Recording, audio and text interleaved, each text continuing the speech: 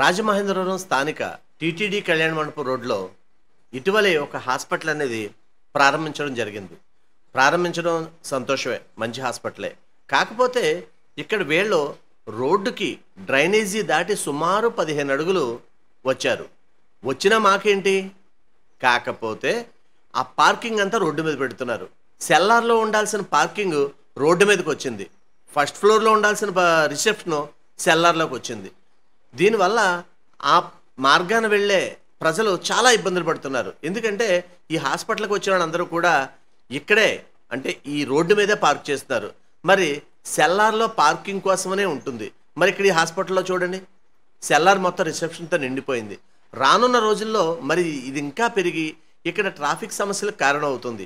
ఇదొక్కటే కాదు, చాలా హాస్పిటల్స్, వివిధ వాణిజ్య సముదాయాలు సెల్లార్లో ఉండాల్సిన పార్కింగ్ రోడ్డు మీదే పెట్టడం వల్ల ప్రజలు అనేక ఇబ్బందులు ఎదుర్కొంటున్నారు. అధికారులు నాయకుల సిఫార్సులకు తలొగ్గి వీళ్ళని ఏమీ అనడం లేదు అంటున్నారు ప్రజలు. మరి అధికారులారా, నాయకులారా, మీరు ప్రజల కోసం ఆలోచించండి.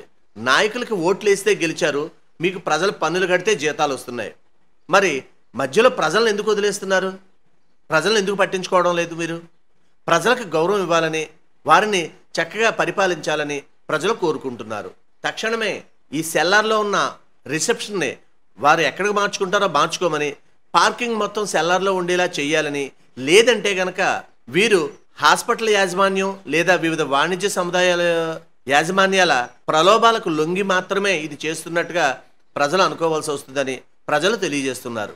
దయచేసి గమనించండి, ఒక ముఖ్య మనవి, మేం ప్రసారం చేసే నిర్లక్ష్యం కార్యక్రమం ఏ ఒక్కరిని అవమానపరచాలని గాని, తక్కువ చేయాలని గాని మా ఉద్దేశం కాదు. కేవలం రాజమండ్రి నగరం బాగుండాలని మా ఈ నిర్లక్ష్యం కార్యక్రమం ముఖ్య ఉద్దేశం.